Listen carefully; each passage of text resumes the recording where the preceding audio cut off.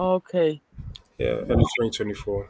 And I think essentially there was a lot of things that I wanted to know, and there was a lot of conversations that I was having. Mm. So the point of it was just to put it all in one place, try and get everyone together, trying to get everyone talking, and for us to figure it out together. Yes, it's really good because so I come across some people who are into gatekeeping and all that, and with you seem to have my kind of approach. I have a community forum as well, over 300 people Oh, nice. for the West Midlands, and I have some people from outside West Midlands, and it's all about signposting people of different services, Mm. whether it's legal or whether it's property, whether renting, housing, and community safeguarding, social work, and it's just a platform for people to help each other and grow together. That's the concept, which is really good. 100%. I mean, we're all here to ideally help people, and we're all here to also run a business and make a living for ourselves. So more Yeah, information, the better. that's it. All right, let's get started. I'm sure people will join as we go along, but the point of these calls is not it's not like a session where I'm here talking. It's not like a seminar or anything like that. It's just literally a check in for us to get together, however many people want to join, share some information, share some experiences, and just do better and stay motivated for the quarter ahead. So thank you for everyone that's jumped onto the call so far, and yeah, let's get into it. So each of these calls have a topic. So this one is the business of social housing. Where is the money really going? And the only thought behind it is just like personal experiences and conversations that I have with people throughout the quarter, and just kind of summarizing up some of the things that I've learned, found, and things that I think will spark conversations during the call, and give us some insight, some knowledge, and maybe offer some pieces of the puzzle as well. Because I find that with this industry, because the information is quite scattered and people are doing different things, sometimes you might think that you're missing out on something because you don't have a small bit of information, or you might think there's something that you don't know, and you don't know that you know everything that you need to know. So I'm just trying to fill in some of the gaps for others as well as myself with these kind of things here. So in this call, and this isn't just me speaking, anyone can jump in at any time. I don't claim to know everything or get everything 100% right. I'm on a quest for knowledge, just like everyone else is. So understanding how funding works, looking at some of the real costs to providers and what it actually costs to run a provision, ethical financial management, and how that impacts sustainability and why it's essential for delivering a service. And I've broken this down into three areas: the funding and hidden costs, sustainable and profitable deals, as well as the importance of financial ethics and responsibility. So at any point, anyone can jump in. If you want to ask a question, ask it. Or if you feel like you could add something to anything I'm saying, please feel free to add it in. Just before we move forward, can everyone confirm that they can hear me? And if you want to introduce yourself and anything that you do, please let us know.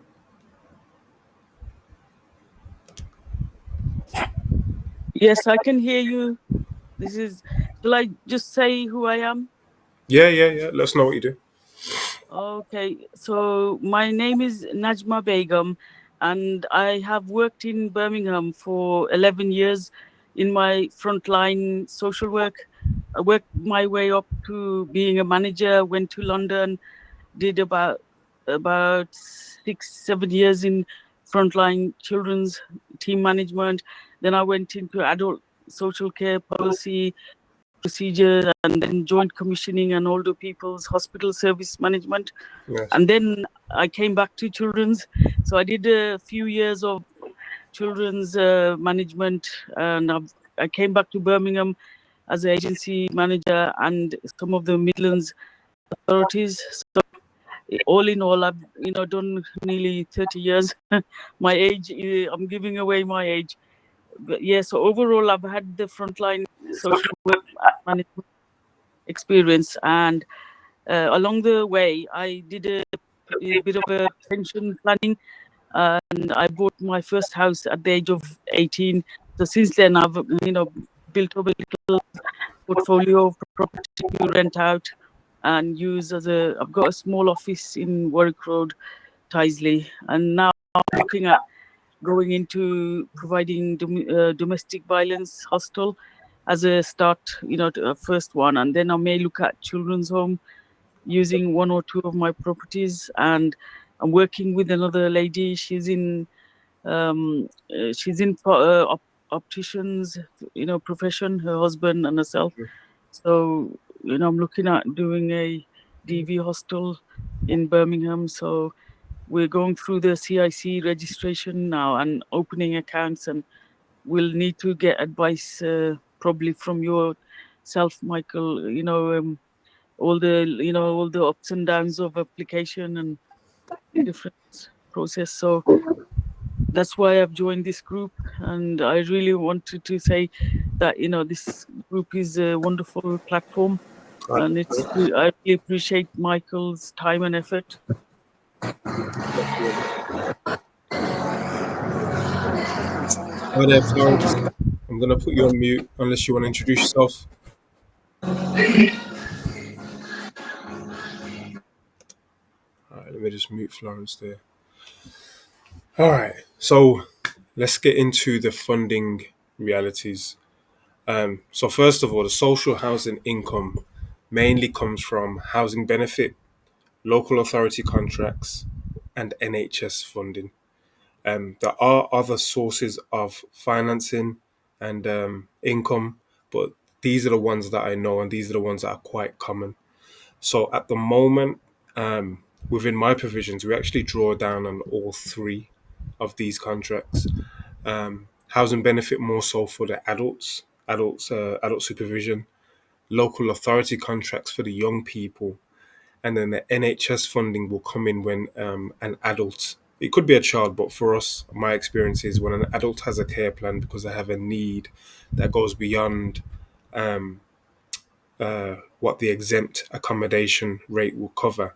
So they may have some form of complexity, some form of mental or physical disability that requires extra support and care. That's when we could probably draw down on an NHS funding contract, which would really just be this person needs an additional 3 hours, 4 hours, 5 hours of care per week to help them in a very specific area. They will pay that to us, and they'll just basically want proof that we can deliver that. So ultimately, those are the three key areas that funding will come from. Adult care providers often rely on housing benefit to cover rent and support costs. When it's like that, it can be quite difficult. And this would be like support exempt accommodation, which is obviously quite big in Birmingham. The margins can be quite low. Of all of the models that are out there, this is probably one of the lowest paying models. So anyone that's running an adult care provision really needs to know what they're doing, really needs to run a lean business, and really needs to also be quite motivated to do this for the right reasons.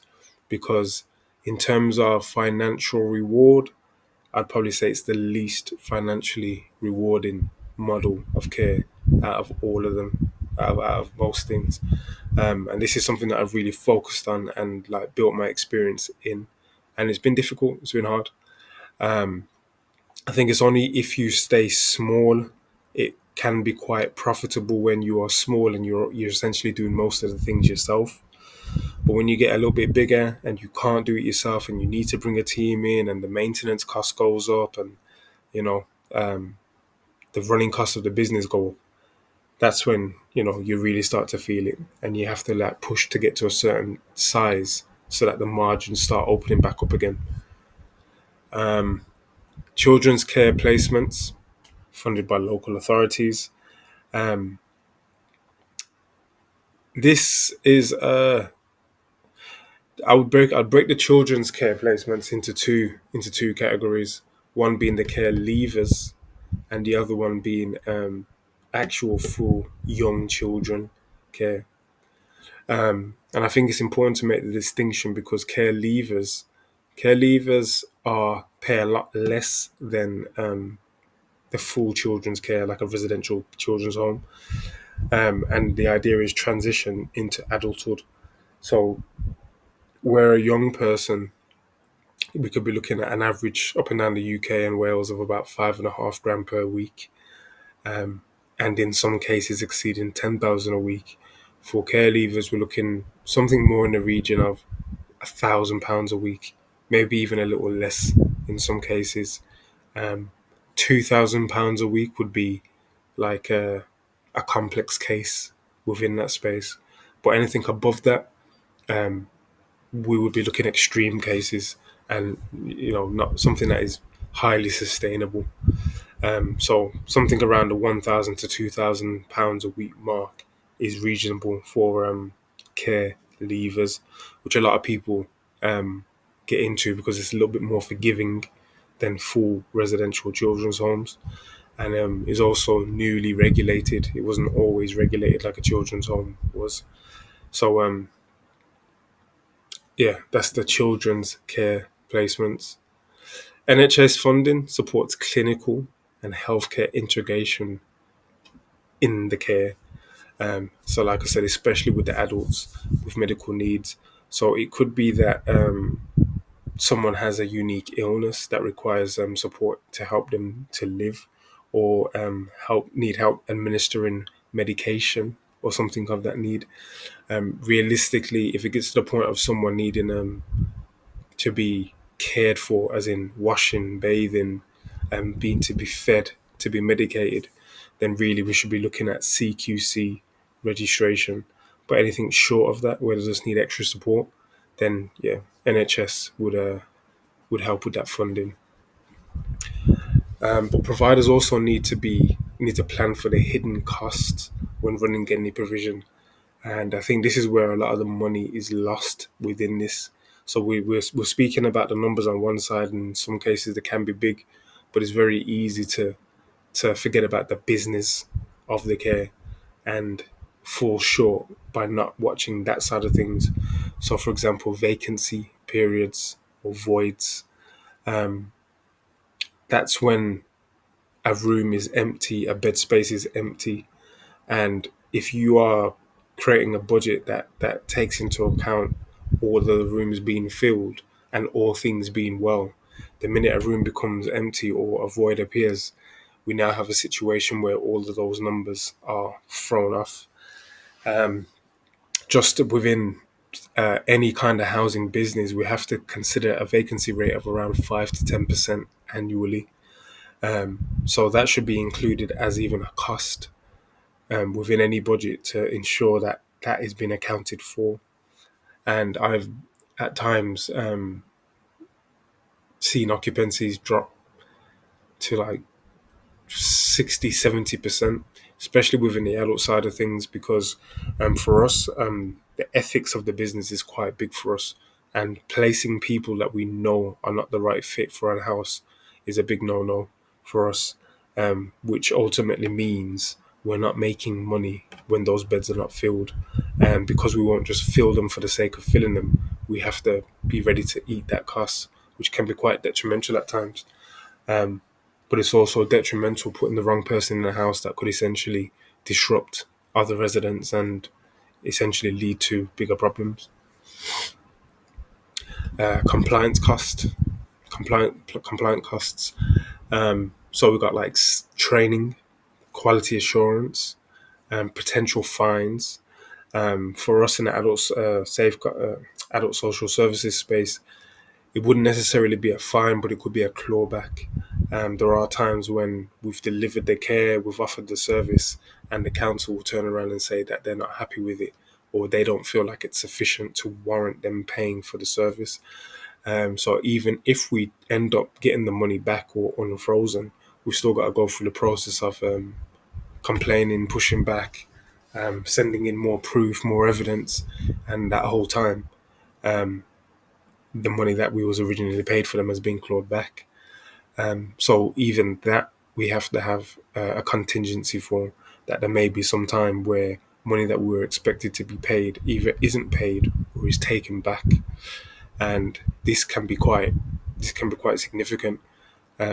On an average cycle, it can equate to thousands of pounds in a month of held money, or with clawed back money. So it's very easy to make budgets so tight that you know it counts on everything going well, but the minute something doesn't go right, everything's thrown out of sync, and it can affect you for months to come.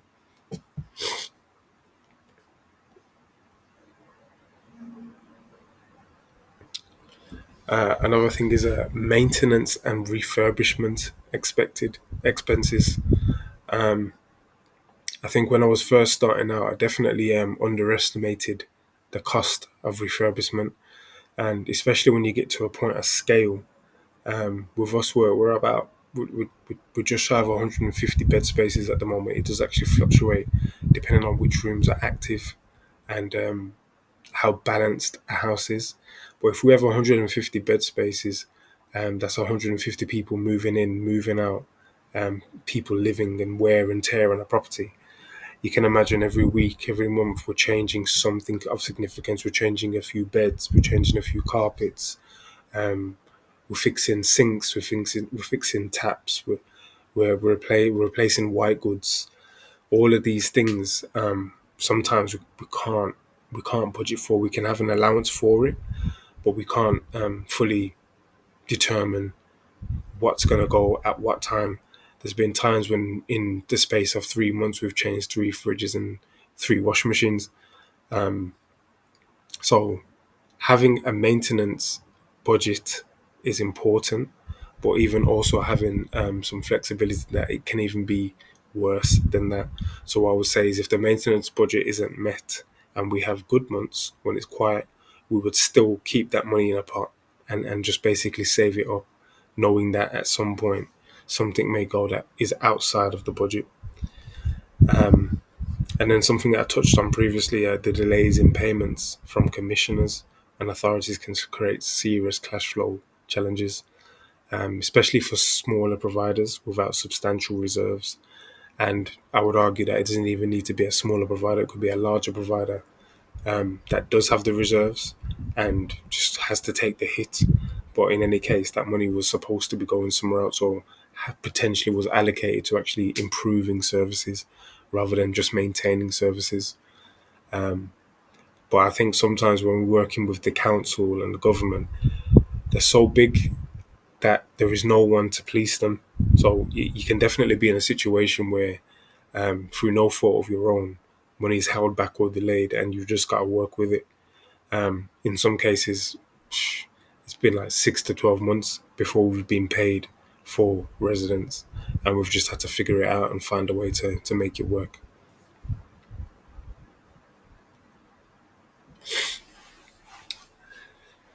So yeah, maintenance costs and consideration.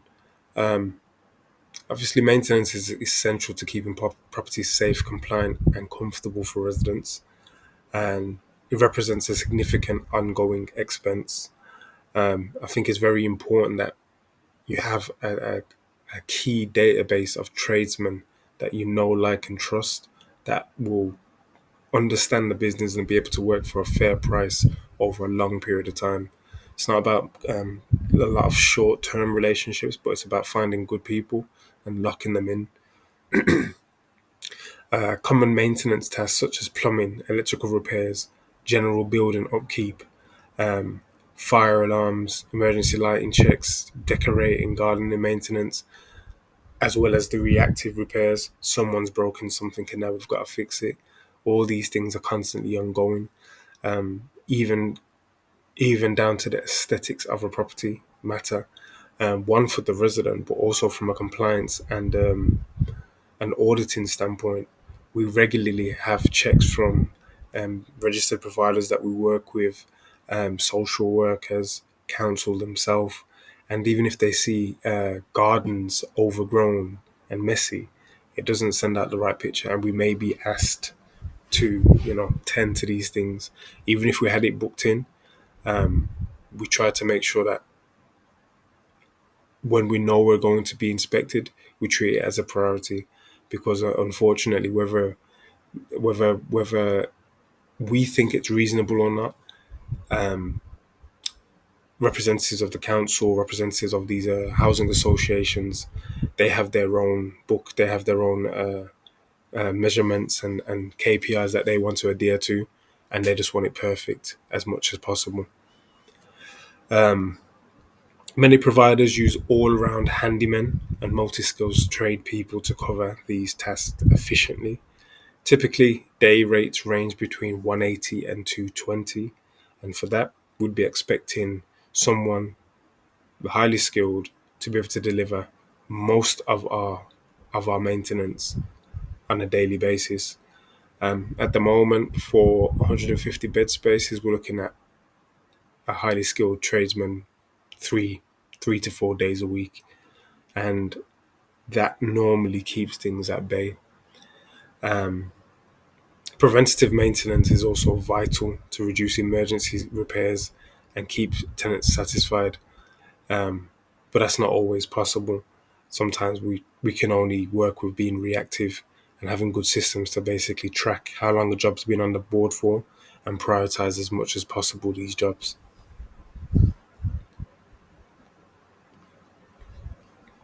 So, key takeaways and points for this section. Um, Providers must have a clear understanding of all the income sources, hidden costs, and just basically making sure that they've forecasted for any costs that are likely to occur for accurate budgeting. Maintenance and refurbishment should be viewed as ongoing commitments and budgeted accordingly, not something that is a nuisance or something that is like not going to happen and something that can be pushed off, and it has to be factored in. It definitely has to be factored in because our residents being able to live in a clean, safe environment is number one at all times. And effective cash flow management is crucial to handle payment delays and unexpected expenses. Always adding a buffer, always allowing a bit of excess to be put back, so that there is a bit of a buffer, a cushion, just in case the worst should happen.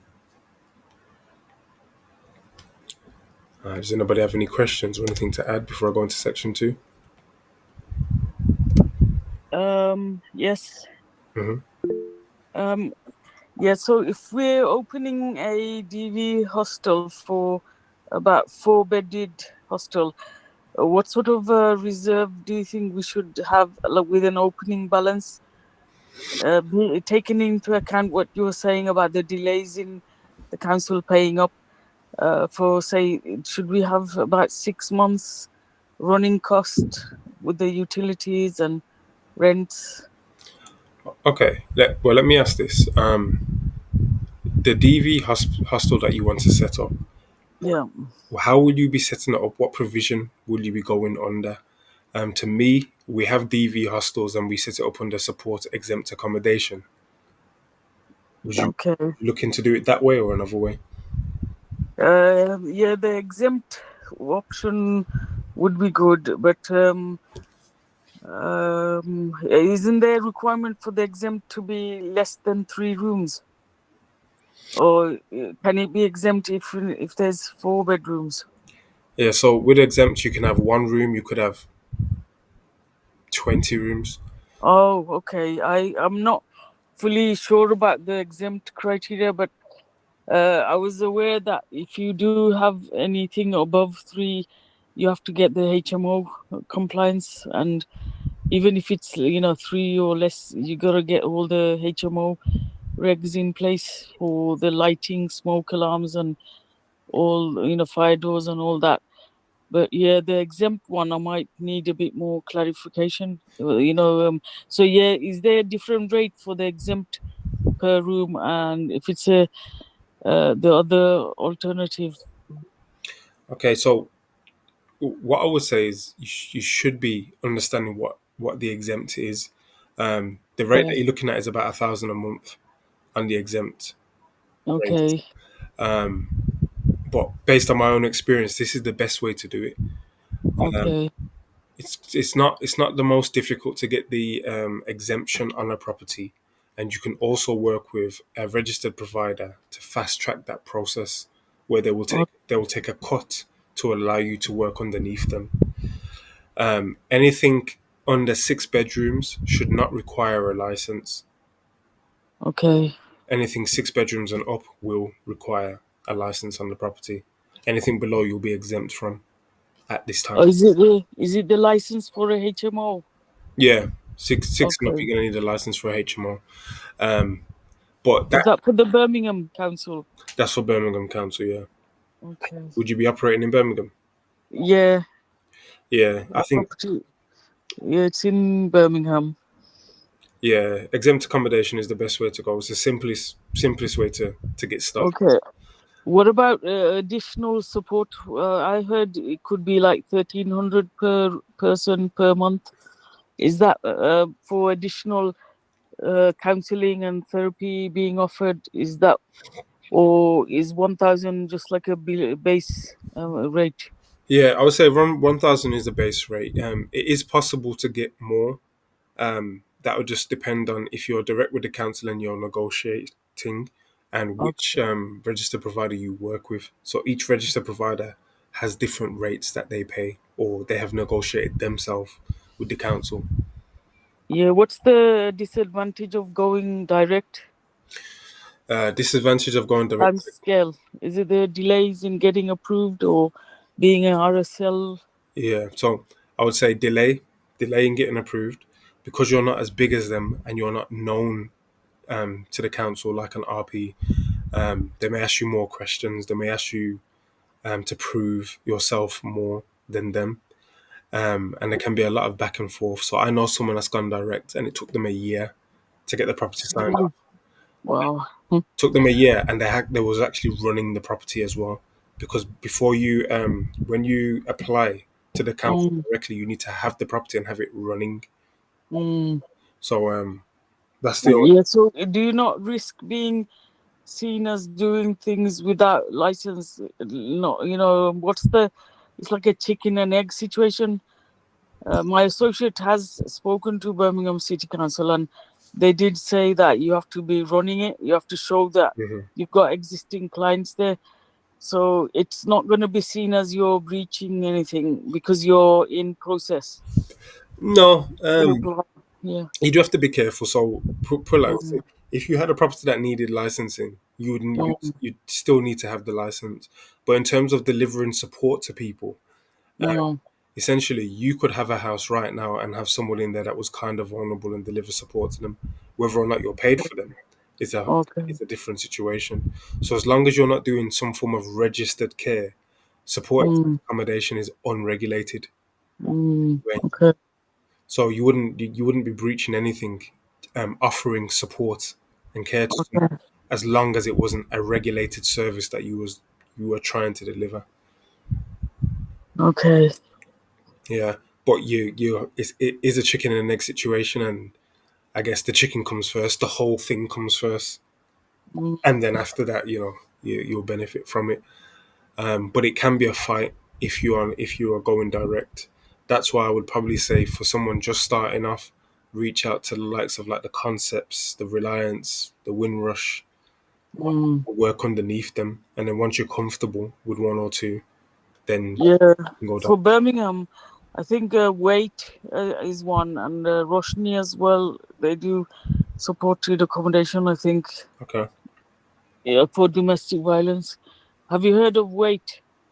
No, I've heard Big Okay. Mama's House is a big one for domestic, Oh, okay. but no, I haven't heard of it. Yeah, Wait is something like women and something. Yeah, it was actually established about 20 odd years ago. Okay. But Roshni is another Asian one. So yeah, thanks for that. Yeah. So yeah, I'd say go speak directly to the RPs. Speak directly to the RPs. Know what their rates are. Double check what the process is with them. Um, and go under an RP. You'll be set up a lot quicker that way. Okay. It's yeah. Yeah, I might need some numbers or names because sometimes it's like getting through to the big providers is a bit hard. It's a bit like getting blood out of a stone because everyone is wanting their share of the cake and not want to share. Yeah, I know, but that's definitely something I can help with. Okay, thanks. All right, section two.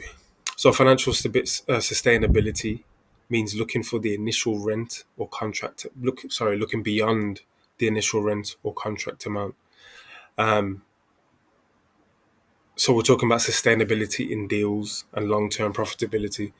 Um, and sometimes I'm seeing that people get themselves into rental contracts, and they're trying to almost outdo the next person to secure a property, not realizing that they're kind of shooting themselves in the foot because it becomes unsustainable long term. Um, so let me say this in a different way. One of the ways that we work is by sticking quite close to the LHA rate, which at this time is about £78 per week per room. And as much as possible, unless there's something particularly special about the property or we could use it for a different service, we don't go above that. So that looks like paying something in the region of about 375 a month per room. So if it was a let me get my Oh, if it was a four bed. so if it was a four bed, so let me do it like this. So the £78 per week divided into um, 12 months actually adds up to £338 per month. So if it was a four bed, ideally we'd be paying around £352. Sorry, £1,352. Okay. That's what we should be paying for a four bed. Now, obviously, there is some leeway in this, but Mm, getting as close as possible to that number makes it very sustainable for us. So we know that if anything goes up, goes down, anything happens, we've we've we've allocated the right amount of money to the property. Everything above that now starts eating into the money that we're supposed to have for delivery of oh, the service. So if I know that 1352 is what I'm supposed to be charging, or sorry, supposed to be paying, and I take it to 2 grand, I'm now at a point where if I'm being paid, say 1,000 per bed space, I'm I'm I'm half of it's going to rent. yeah. So when we're talking now, making it sustainable and covering maintenance and all these kind of other costs, and as well as delivering the support, it can become quite tight because within it we still actually have to have a margin. We have to have some sort of profit to make the business viable within that. Yeah. Move it. Um, and consistently high occupancy is fundamental. And this is something I've definitely learned the hard way, where it's almost like you want to run such a good service, you're not willing to accept any service users that would disrupt the service or be a bad match for those that are already in the house. Um, but it can kill your business. It can definitely kill your business, and it will take you months to catch back up, even if your occupancy does improve. And I've suffered that in the past. So now we have really ramped up our marketing to ensure that there's a steady stream of new leads coming in at all times. And even if we're full, we don't turn off that marketing machine, and we're making sure that people know about us. People are coming to us. People are trying to figure out how to connect with us, and we have a waiting list of people that need our service. Actually, one more question. What was the, with you doing a forecast for the cash flow and like a 3 year forecast business plan? Would you say 70% occupancy, we calculate the income based on 70% or 60%? What's the guideline, a rough guideline? So take people normally take into account about 10 to 15% void, Okay, yeah. But So that's like 60 to 70% occupancy rate. yeah, I think really you need to make the missus work on about 80% occupancy, and work Okay. hard to maintain occupancy of at least 80% or over. I think anything below that, even if it seems like your numbers work, you might be running a risk of not having enough bed spaces filled. So to me, Okay. 70% is too low. We really need to be looking at high 80s, early 90s as a norm for occupancy. Okay.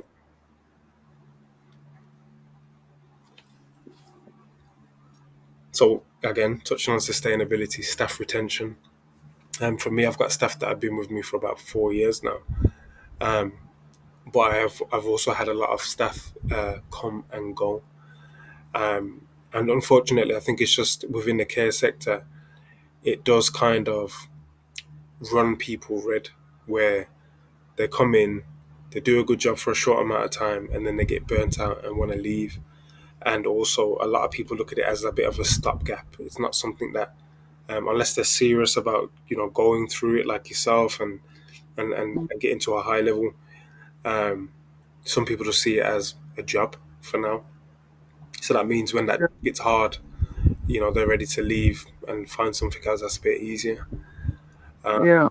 So that needs to be taken into consideration as well, because there's been times when everything was good, everything was stable, and then I've had like two people leave at the wrong time, and then it throws the business into a point of unsustainability, mainly because um, we still have to make sure that people are supported, even when our workforce is low, and that might mean that we have a lot of agency staffing at that point, which can be quite is 100% very costly. Sometimes almost twice the price of what it would be costing us to just hire someone internally. But it's not very easy to find good people.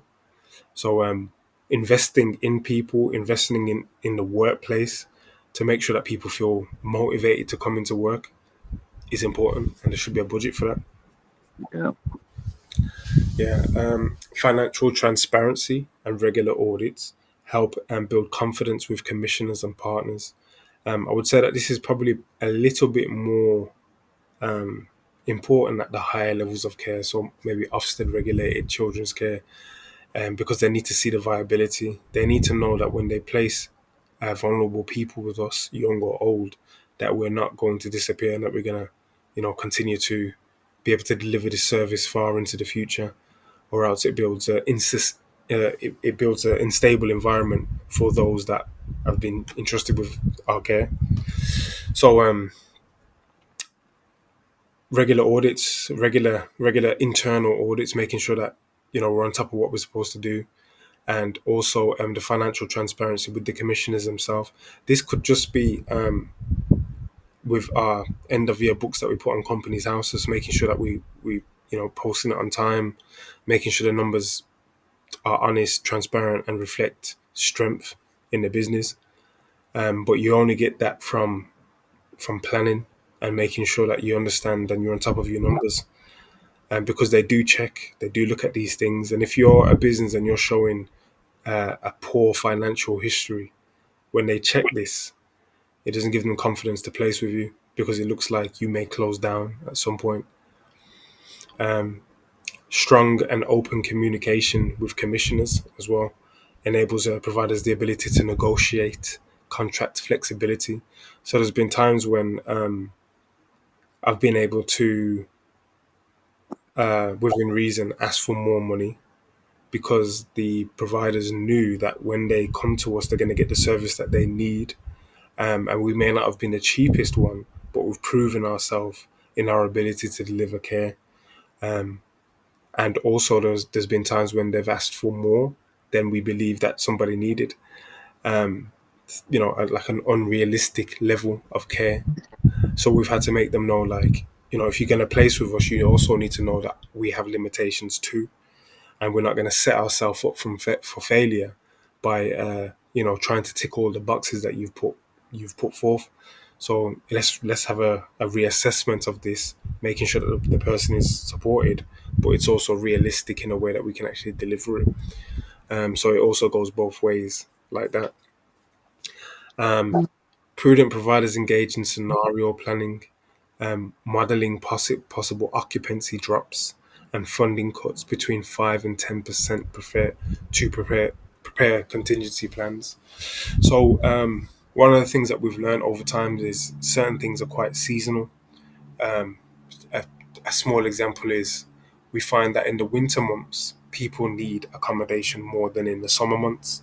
In the summer months, it seems like people are more willing to stay outside for longer, or stay in like social spaces where they don't necessarily need or desire the accommodation as much as the colder months, where it's time to go inside and they need a roof over their head.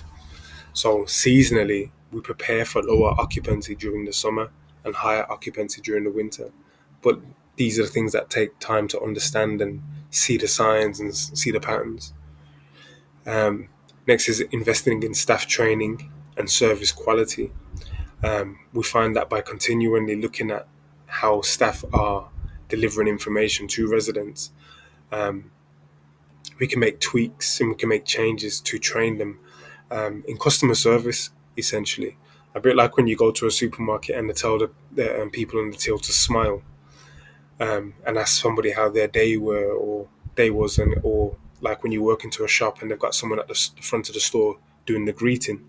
All these things add to the customer experience, and we have to remember that even though we're dealing with service users that are often placed with us, they're still client, they're still a customer, and the happier and and better supported that they are, the longer they're going to want to stay with us, and the more likely we are to get more leads and referrals from that source.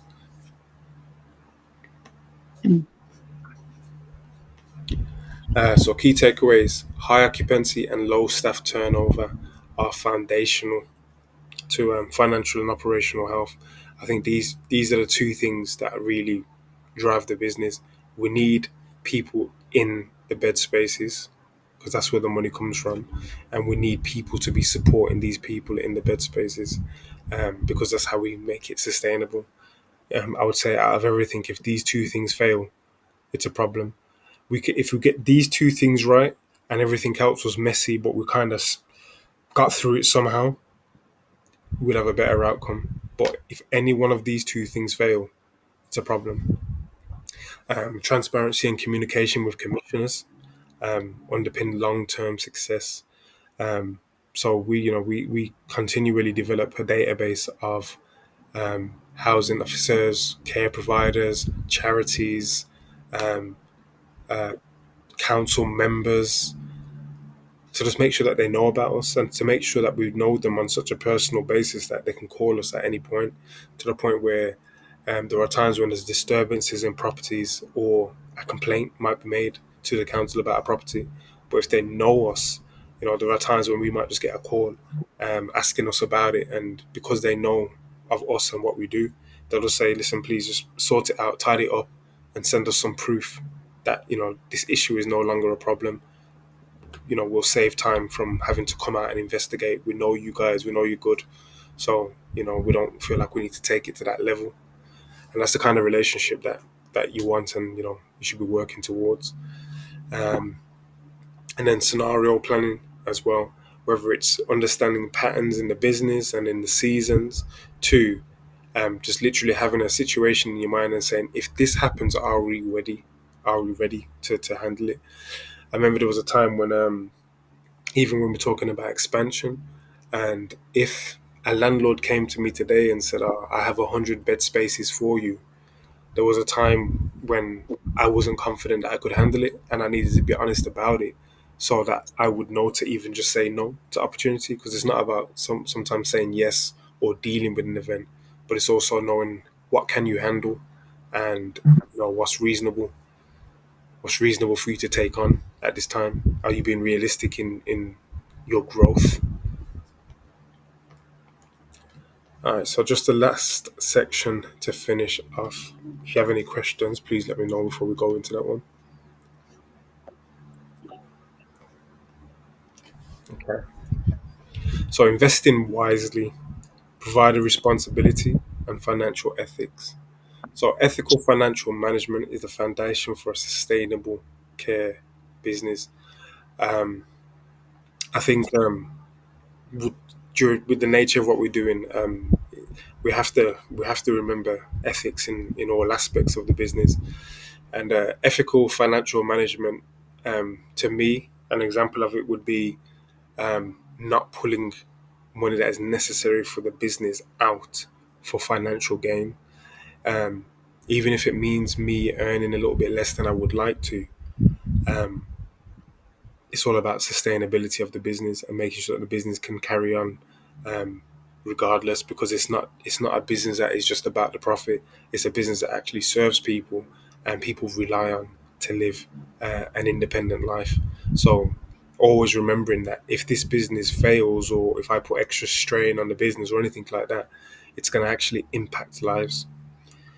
Um, Prioritizing resident well-being alongside sound financial decisions to foster trust and contract renewals. Um, so it's one thing that I would like to say is always been shown when we get our audits is that we actually do prioritize residents as much as possible. We listen to them. We do customer satisfaction surveys every quarter, and we use that to kind of guide the decisions that we make. Um, it could be something as simple as residents are asking for kitchen utensils, very specific kitchen utensils to help them to live a better life, and us just carving out the money to make it happen. Um, it could be a resident with a special need asking for an orthopedic mattress that they can't afford themselves, but it's something that would help them to improve the quality of life. So, we carve out the money to get those things done, whilst we don't need to, and those things don't, those things take away from our bottom line. Um, it's something that allows us to offer a better service, and it's also something that allows us to build great relationships with placement officers and local councils. We've spoken about transparent financial reporting. Again, most of the time, this is going to come through company's house and what people can see when they look, showing that the business is sound, strong, growing, and showing a profit. I know some people can be in the habit of not showing profits. One, because they want to take the money out, and also two, they don't want to be paying any tax.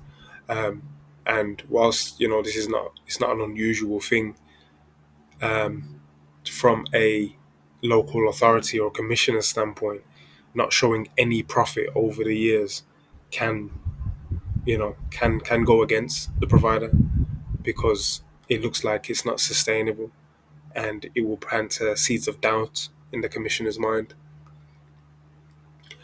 All right, so financial mismanagement. Again, just talking about people and the way that they handle their finances, it can lead to contract loss, reputational damage, and harm to residents. So, out of all of those things, I think the harm to residents is the key thing there. Because once you start behaving in a way or creating the circumstances that someone can be at risk or harmed, it's very hard to work back from that. And especially when you have reputational damage, it's very hard to work back from it. And I've been in situations where I've taken properties on from poorer performing providers, and it had taken some time to get referrals in that property because they still believed it was the previous person, and the house had been blacklisted. So it's just something to take into consideration. Um, but providers must balance business sustainability with the duty of care and ensuring that the funds are reinvested into staff, property, and resident support. So, key takeaways: ethical financial management supports both resident welfare and business longevity. It may not make the most profit in the short term. It may not, make someone rich overnight, but we're building things that last, you know, decades, really lifetimes. This is not like a short overnight business, and if it doesn't work out, all right, we'll try something else. It's more of a vocational business that people rely on. Transparency builds trust and secures long-term funding. which is what you want. And I've seen this time and time again where if a local authority works with you and it works and they're happy, they'll continue to work with you. And in some cases, they won't go anywhere else unless you cannot provide more um, bed spaces and care for the people that need it. Um, Financial mismanagement, risk contracts, reputation, and resident care. It's definitely not worth it. And I would say that it's very important to have a good relationship with your accountant as well, and sitting down with them so that they understand your business and can give you the right advice based on your very specific needs within the care field. And balancing profitability with duty of care is the key to true sustainability. Whilst we want to be wildly profit and make lots of money, we have to balance that with duty of care. And there may be time when you might have to take a loss to ensure that people are adequately supported. All right, so that's the end of today's session. Appreciate everyone for getting on. And yeah, like I said, it's just a conversation. It's just some value. It's just something to think about, some food for thought, and it's just some things that I've come across over the last quarter, and some things that I felt like people should hear. People, sometimes we know these things, but sometimes we just need to hear them a little bit more black and white. Um, I myself have been in the industry since 2018, property professional and managing director of a few care provisions as well. So quite quite experienced in this space. Definitely quite experienced in this space, and I've seen thousands of people in need of these services go through our services. So at this point, my goal is to just share information with others and also learn from others. Um, on the link that I've put in the group, we've got the links to the main group and the deal group. And then this is the IGs for Crossroads Housing, Gordon Brooks, which is the two different businesses that I run, and my own personal LinkedIn. So feel free to join and connect at any time. Does anybody have any questions before we close up?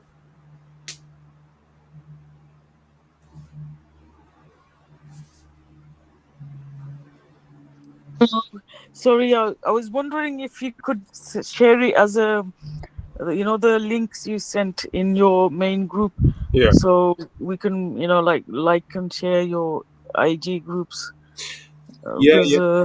you can't sort of copy from the screen there. Yeah, that's no problem. What I'll do is I'll put this as a PDF in the group, and Okay. if you just go and click on it, it will take you to the thing, and you can Oh, okay. copy and paste them for. Good. Much appreciated. I found it very useful. Thank you. Thank you very much. Take care. Thank you. Okay, have a good rest of the, one day left, I guess, for the weekend or evening. Thanks. Thank Take you very much. care. Yeah. Thanks for that. Bye. Bye. Thank you very much. You're done. Well, thank you so